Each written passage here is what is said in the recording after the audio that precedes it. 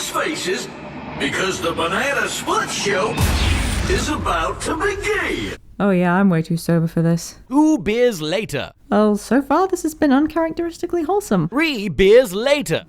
Why do the robots make jump scare noises? 1 beer earlier. If only one of the robots got the kill update, then why are they all going crazy? 1 beer later. Why do the robots have organs? 4 beers later. So yeah, I'm gonna have to talk about the banana splits. How the show can go on forever and ever and ever. Come on, you fuzzy son of a... Good evening. It's Halloween. The time for fright. The time for fun. The time for remaking old shows from the 70s, apparently.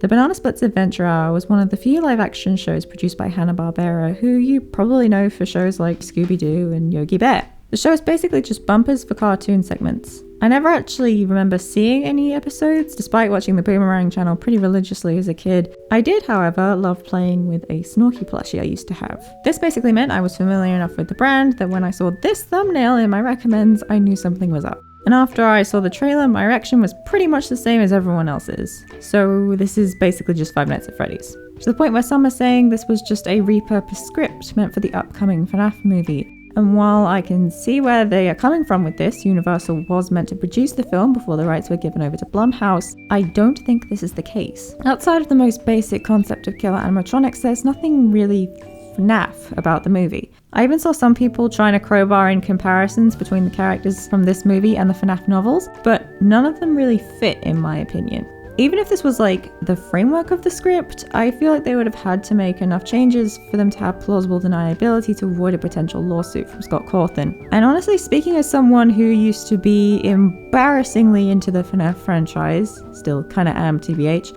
this doesn't feel like FNAF. No, my little batlings, it seems like rip-off is the word of the night. But does rip-off mean bad? Well, let's find out.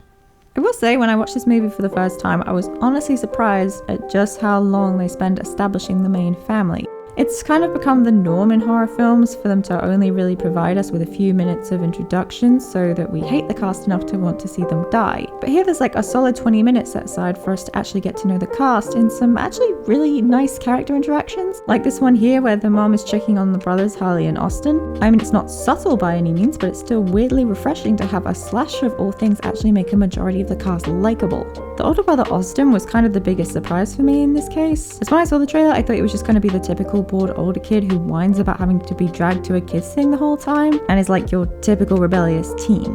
And while he kind of is, he breaks curfew, steals money from his stepdad, which is pretty typical. They also take great pains to show he really does care for his mom and little brother. He even sneaks backstage to get permission for his family to meet the Splits, which sets the whole plot in motion just to make his little brother happy on his birthday. Don't get me wrong, it's all basic as hell storytelling, but it really shows just how low the quality standard for horror movies has gotten that I am praising the Banana Splits of all things. One thing I found a lot of other reviewers complaining about was these two. A couple of influencers, and honestly I think in this case they quite understandably heard the word influencer and then turned their brains off, but really their actual influencer thing only really comes up once here. Yeah, I'm not giving up my phone. Then you can't come in. Dad. It's fine. Excuse me? FBI, open up! Thad. His name is Thad with a th. But anyway, the focus is more on them being the typical couple, so one of them can die. And I mean, if the dialogue was actually written by someone who wanted to try a bit harder, I might have actually felt bad when the boyfriend died. They do still have their hate sinks, of course. In this case, it's the cartoonishly unfaithful stepdad, the stage parent, and the evil network rep who acts nothing like a real network rep would do in real life. Are you kidding? We're still a huge hit. Yeah, but it's old and stupid. And I want to do something cool and edgy, so today's your last show. Yeah, because screw making money, am I right? They didn't even try to come up with a proper motivation, did they? Anyway, back to the characters. Like Rebecca, the show's producer, who gets about a sentence when it comes to an introduction. And you might have guessed, this sets a really clear line between the characters as the ones we're supposed to like, the ones we're supposed to hate, and the ones who are just kind of there. And because there's such a big divide between the characters, it makes it really clear who's going to die and who isn't, which takes a lot of the tension out of it. Oh, and while I'm complaining, The acting here is so sluggish and just like a bit wrong. I'm not going to go as far as to say the acting is straight up bad, because for the most part it's not. But I feel like this might have been down to the way these actors were directed. Like just the way some of these lines are said really stick out to me. Though I will say the worst actor of the bunch is probably the guy playing Austin. He's just so monotone. Like this kid could be staring down the barrel of a gun and I don't think he'd be able to muster up anything more than an emotional flatline. You're being dragged around by a giant murderous monkey on a fucking bungee cord, emote, damn it. The best actor by far is this inventor character who people keep calling Australian for some reason. His dialogue is terrible, but he's clearly just having the best time playing someone so playfully unhinged. It's honestly a shame how little screen time he gets. They took my kids. Your children are safe. They're having a wonderful time.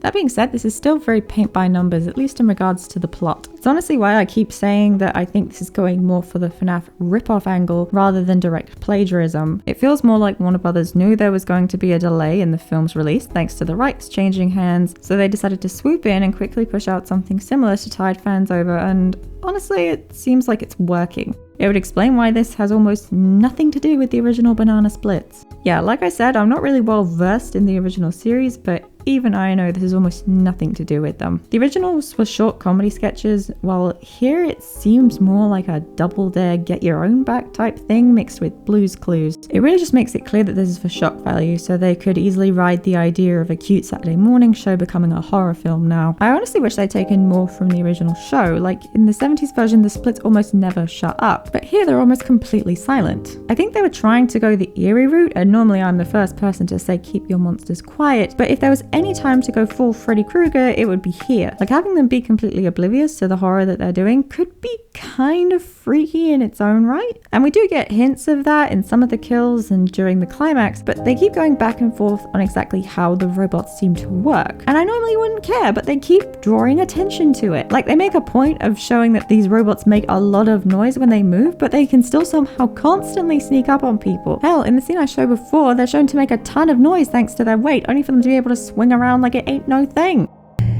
What's that noise? Bingo. While we're at it, it's implied that the splits only talk using program responses, which I guess is more realistic and I'd be totally down to buy, but... Banana split! What's a banana split? What's a banana split? What's a banana split? I don't know, it always lands on a rocket. Then why do they have the lines for it then? I do actually like this movie and I don't think that's coming across very well. Yeah, no matter how hard I try, no matter how many flaws I find, I can't bring myself to hate this movie. And it's because it's very clear that someone was determined to put effort into this. I mentioned the inventor already, but specifically the special effects, lighting, and director of photography. I've watched this movie a grand total of 5 times, probably more than anyone should. And in that time, I constantly find myself seeing some really interesting shot composition that has no business being in this film. And they work in tandem with some really nice lighting choices. Like, look at this shot. This is objectively a good shot, and it's in the fucking Banana Splits movie. Oh, and let's talk about the gore for a second. I obviously can't show it, but it looks great, and almost everything is done practically. And while I'm not the kind of person who says practical is always better than CGI, you can definitely tell it's impressive. And once the story gets to the climax and finally stops playing everything so safe, it actually gets interesting. Ironically, once this horror movie really stops trying to be scary, it becomes way more enjoyable. Like, there's a freaking robot fight during which one of the still beating hearts of the robots is pulled from their chest, and it's hilarious. This is what the movie should have been from the beginning, a fun and silly ham and cheese sandwich. And I think that's why, while I will make fun of this movie to death, I can't say I regret watching it. Do I regret buying it? Yeah. Would I suggest you rent it? Well, that really depends on how much enjoyment you get from So Bad It's Good movies, or how much you like the idea of seeing something childish turned into something gross and gory. If either of those ideas sound appealing, then go ahead, grab a lot of alcohol and some friends and have a good time. However, if you're actually looking for a good horror movie, then go watch Oculus or basically anything else. But regardless, I definitely had fun here. And if they ever do decide to make good on that sequel hook, they won't, I will probably be back for more, and judge me for that as you will. As always, I've been Maya Zolf, and happy Halloween.